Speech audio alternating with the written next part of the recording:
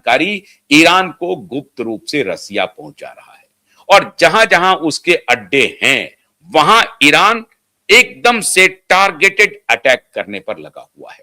और इसीलिए ईरान की पोजीशन 14 दिन बीतने के बाद भी खास्ता नहीं हुई है और ऊपर से स्ट्रेट ऑफ हॉर्मुज को अपने कब्जे में किया हुआ है।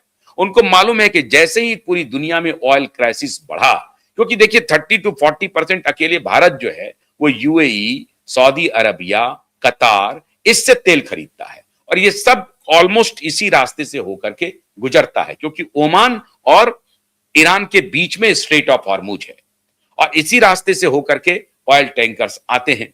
तो उसको मालूम है कि भारत सबसे बड़ा एक कंज्यूमर है। अगर भारत को हमने तेल रोक दिया, हालांकि भारत सरकार कह रही है कि हम ईरान के विदेश मंत्रालय से संपर्क में है, लेकिन कल ही विदेश मंत्रालय ने और ईरान के सूत्रों से खबर आई कि उन्होंने ये खारिज कर दिया कि हमने किसी ऑयल टैंकर्स को जाने की इजाजत नहीं दी है। भारत का भी रहेगा तो हम रोकेंगे। अब सच्चाई क्या है ये तो 2-4-5 दिन में और पता चलेगा, जब और कोई नया वेसल्स, नया ऑयल टैंकर्स भारत के पोर्ट पे आके लगता हो जो कि स्ट्रेट ऑफ हॉर्मुज से गुजर के आया हो। ये तभी पता चल पाएगा, अभी तो पता चल नहीं पाएगा। लेकिन एक बात तय है कि भारत सरकार भी निगोशिएशन में लगी हुई है और उधर से भी एक खंडन आ रहा है कि हमने भारत के ऑयल टैंकर्स को छोड़ा नहीं है। तो 2-4 दिन इंतजार कीजिए। अब ईरान को मदद मिल रही है अंदर खाने पर्दे के पीछे से पुतिन से, और चाइना खामोश है। अगर एक ऑयल टैंकर ईरान से कहीं निकल रहा है स्ट्रेट ऑफ हॉर्मुज से, तो वो चाइनीज ऑयल टैंकर है। Iranian oil tanker which is going towards China, वो जा रहा है। तो चाइना शांति से बैठा हुआ है। चाइना को लग रहा है कि इसमें कुछ करने की जरूरत नहीं है, चुपचाप सांस रोक करके बैठे रहो। मोदी जी भी मोटे तौर पर सांस रोक करके बैठे हुए हैं।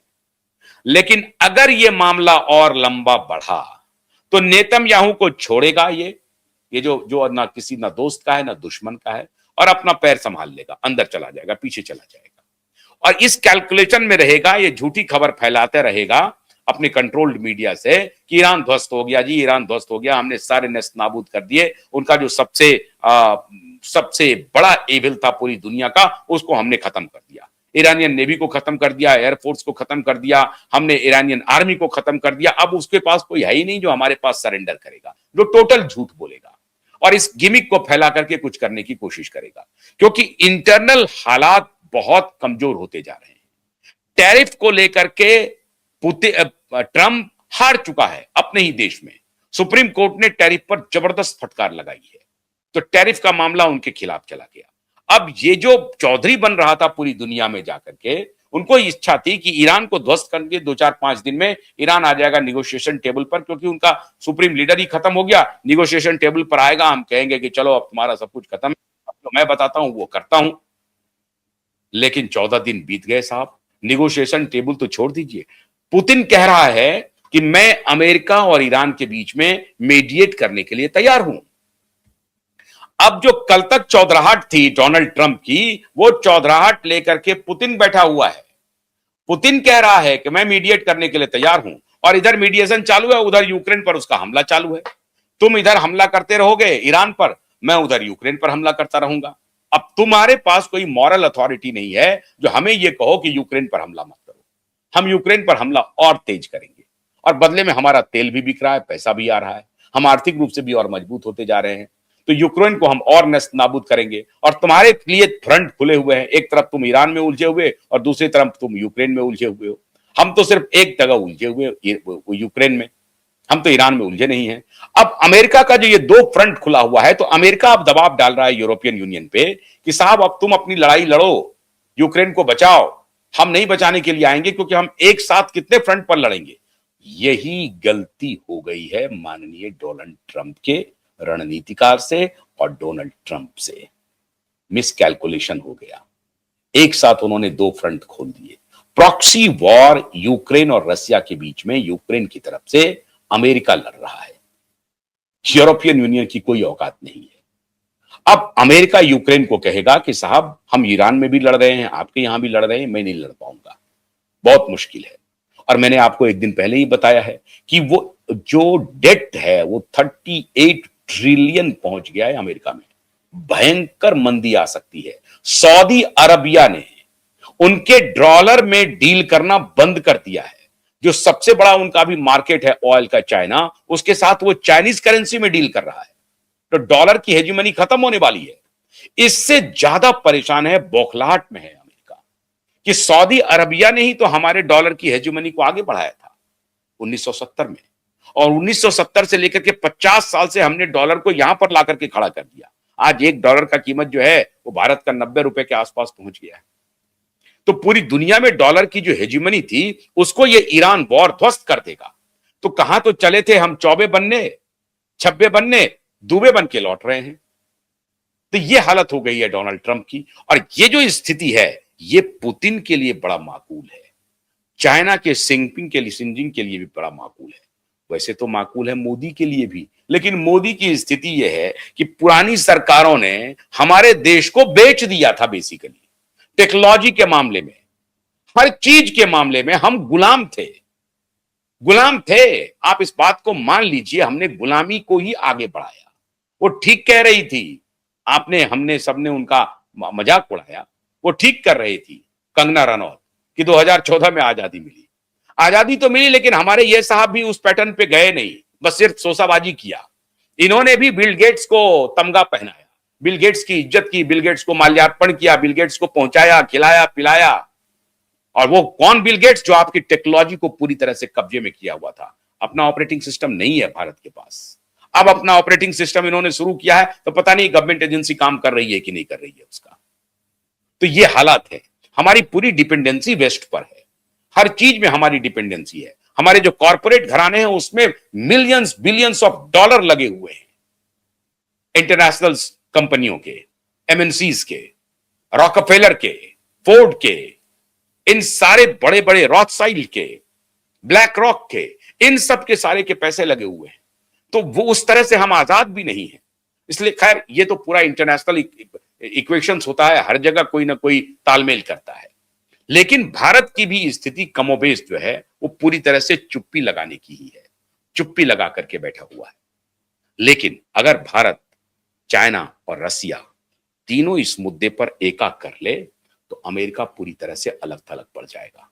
यूरोप के सामने कोई चारा नहीं है, कोई रास्ता नहीं है भारत, चाइना और रसिया के गैंग में आने की, क्योंकि अमेरिका उसको लगातार झिड़की दे रहा है, दबाव डाल रहा है। और यूरोप को मालूम है कि अमेरिका की भी आर्थिक स्थिति ठीक नहीं है, इसीलिए ट्रंप बौखलाहट में हैं। सब कुछ हवा हवाई है, ताश के पत्ते की तरह ढह जाएगा अगर डॉलर की हेजिमनी अमेरिका की गई। और इस ईरान वॉर के बाद ऐसा लग रहा है कि अमेरिका की हेजिमनी डॉलर के मामले में खतरनाक मोड़ पर आ चुका है। तो पर्दे के पीछे ट्रंप ये खेल कर रहा है, पुतिन ये खेल कर रहा है, और पुतिन की इच्छा है कि डॉलर की हेजिमनी खत्म हो। आप ध्यान रखिए, पुतिन ने अपने यहां से सारी बड़ी कंपनियों को बाहर निकाल दिया, अमेरिकन कंपनियों को, चाहे वो फेसबुक हो, चाहे वो गूगल हो, सबको, थोड़ा बहुत ऑपरेट कर रही थी सबको बाहर निकाल दिया, सारा सैंक्शन झेल लिया, रूबल में काम कर रहा है।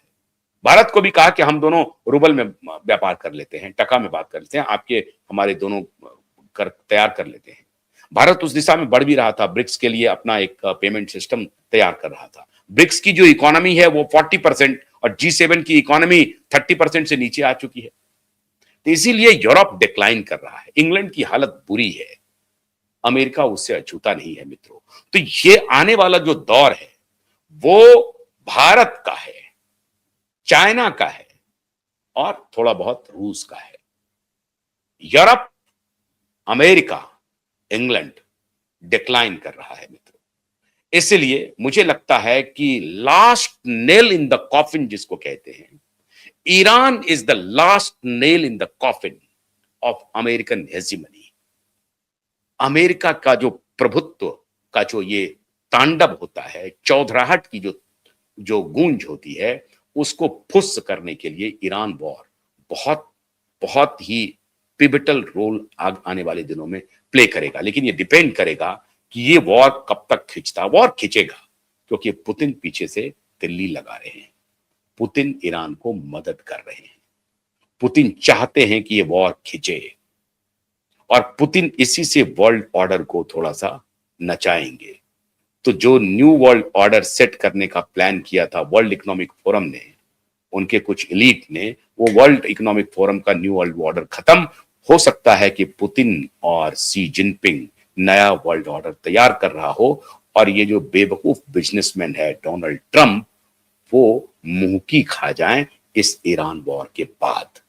और ये सिचुएशन भारत के लिए फेवरेबल होगा। लेकिन भारत के लिए अच्छी बात यही है कि एकदम सांस रोक करके शांति से बैठे रहे, कोई रिएक्शन नहीं। ये अच्छी रणनीति है मोदी की। चुप रहो, बस इंतजार करते रहो। अभी आप देखिए पड़ोसी देश के शहबाज शरीफ को बुलाया सऊदी अरब वालों ने, वो दौड़ के चला गया है कि माए बाप जल्दी दो कुछ करो। कुछ होने वाला नहीं है। ईरान वहां बैठा हुआ है और ईरान सऊदी को भी सबक सिखा देगा इस बार। मुश्किल में है क्योंकि सुन्नी जो कंट्री है वो भी देख रहा है कि अंततः अमेरिका सब पर दादागिरी करेगा। आज ईरान पर किया है, कल उनकी भी नौबत आने वाली है। तो हो सकता है कि सुन्नी सिया एकता भी आगे बढ़े। बहुत वोलाटाइल सिचुएशन है। इतना तो तय मानिए आप कि ईरान खमेनी जाते जाते अपनी शहादत से अमेरिकी चौधराहट को खत्म कर गया है। America will not be a super power any more. Days are counting now, so be ready for that. वो जो ये सोच रहा था कि हम क्यूबा चले जाएंगे और हम डेनमार्क कब्जा कर लेंगे, ग्रीनलैंड ले लेंगे, पैसे बांट रहा था, ग्रीनलैंड वालों को कह रहा था कि $1 लाख लो, आ जाओ हमारे साथ। इस तरह का बेवकूफाना हरकत कर रहा था, एकदम पूरा ऐसा होता अनकंट्रोल्ड गुंडा की तरह। तो उनकी गुंडई, खुमैनी तो गुजर गए, आयतुल्लाह तो गुजर गए, लेकिन उनकी शहादत बेजा नहीं जा रही है। इनकी सारी चौधराहट ठंडे कर दिया जाएगा ऐसा लग रहा है।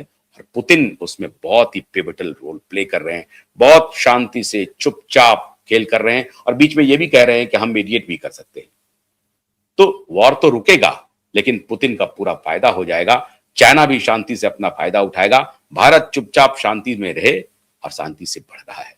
तो नानी याद दिला दी, भारत न 3 में है न 13 में है, पुतिन खेल कर रहा है। बहुत बहुत शुक्रिया, नमस्कार।